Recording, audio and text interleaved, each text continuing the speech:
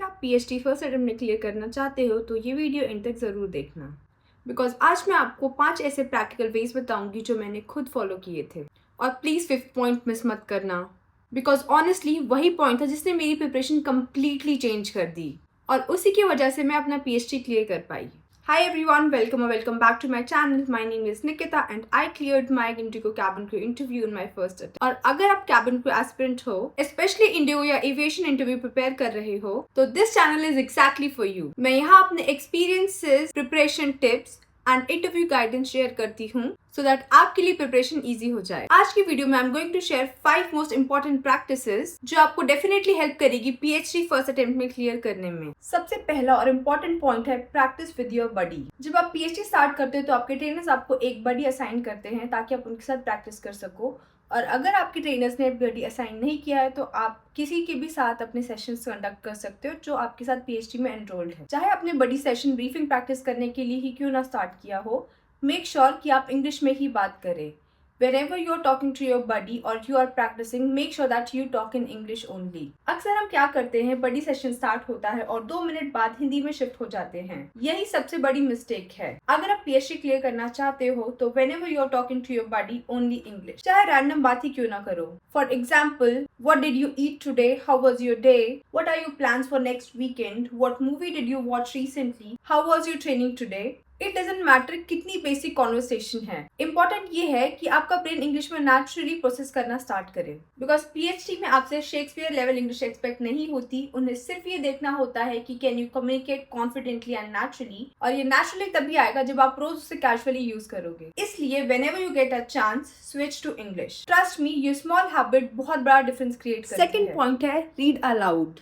ये बहुत underrated practice है। अक्सर लोग साइलेंटली रीड करते हैं और उन्हें लगता है कि उनकी प्रैक्टिस हो रही है, but speaking and reading silently बहुत डिफरेंट प्रैक्टिसेस हैं। जब आप लाउड रीड करते हो तो आपका माउथ वर्ड्स प्रोनाउंस करना सीखता है, आपको सेंटेंस फ्लो समझ आता है, आप ग्रामर नेचुरली ऑब्जर्व करते हो, आपको सेंटेंस फ्लो नेचुरल लगने लगता है, और सबसे इम्पोर्टेंट हेजिटेशन कम होती है। आप कुछ भी रीड कर सकते हो, news articles, Instagram captions, cabin crew blogs, interview questions. Read loudly, clearly बोलो। ऐसा नहीं कि बस लिप्स मूव कर रहे हो, प्रॉपर वॉइस में बोलो। डेली सिर्फ 15 to 20 minutes. With in a few days you will notice कि आपकी फ्लुएंसी नेचुरली इंप्रूव हो गई है। Third point, mirror practice. और ऑनेस्टली ये सिर्फ स्पीकिंग इंप्रूव करने के लिए नहीं होती, ये आपका आई कॉन्टैक्ट इंप्रूव करने के लिए होती है। एविएशन इंटरव्यूज में eye contact matters a lot. आप बोल तो रहे हो बट इधर उधर देख रहे हो तो कॉन्फिडेंस वीक लगता है। मिरर के सामने खड़े हो जाओ, सीधा अपनी आंख में देखो और रैंडम बातें बोलो। For example, today I felt stressed because today I practice this, today I read this book, today I went there, या simply describe your day. Topic important नहीं है, कंसिस्टेंसी है। इनिशियली ऑकवर्ड लगेगा, you will feel weird. After some days आप comfortable हो जाओगे। जब interview room में जाओगे तो आई कॉन्टैक्ट नेचुरल लगेगा, कॉन्फिडेंस फेक नहीं लगेगा, रियल लगेगा। Fourth point, record yourself. ये पॉइंट गेम चेंजर है। हम सबको लगता है हम कॉन्फिडेंटली बोल रहे हैं until we watch ourselves on camera. Then we notice too many pauses, too many fillers like actually, like, expressions, awkward smile, weak posture, और ये सब हम तब तक ऑब्जर्व नहीं करते जब तक हम खुद को रिकॉर्ड ना करें। Take your phone, set your camera, pick any random topic, speak for 1 or 2 minutes, anything. Describe your bottle, describe your room, describe what happened today, then watch it, observe it. Observe how confident do you look, how is your posture, are you smiling naturally, are you fidgeting, are you blinking too much, क्या nervousness face पे visible है, और next recording में improve करो। ये self feedback आपको बहुत improve करता है। Now comes the most important point, and please listen carefully because this help me clear my PhD. Practice with chat GPT. And honestly, this is like having a personal trainer 24/7. कभी बडी available नहीं होता, कभी motivation नहीं होती,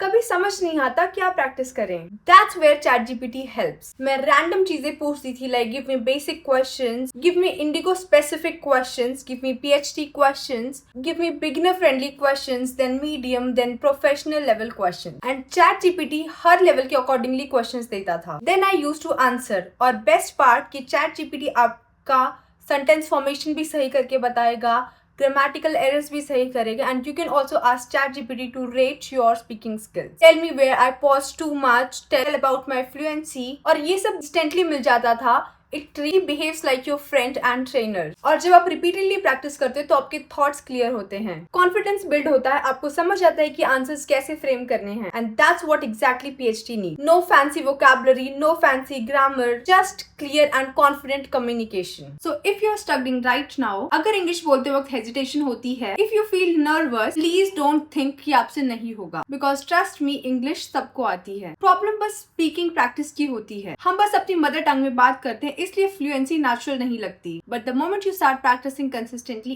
everything changes. So that's it for today's video. If you found this video helpful, please don't forget to like, share and subscribe my channel. Follow for more updates, interview tips and everything related to clearing your aviation interviews. Also comment below and tell me which point are you going to start practicing today. And I'll see you in my next video. Bye and all the best for your PhD. You have got this.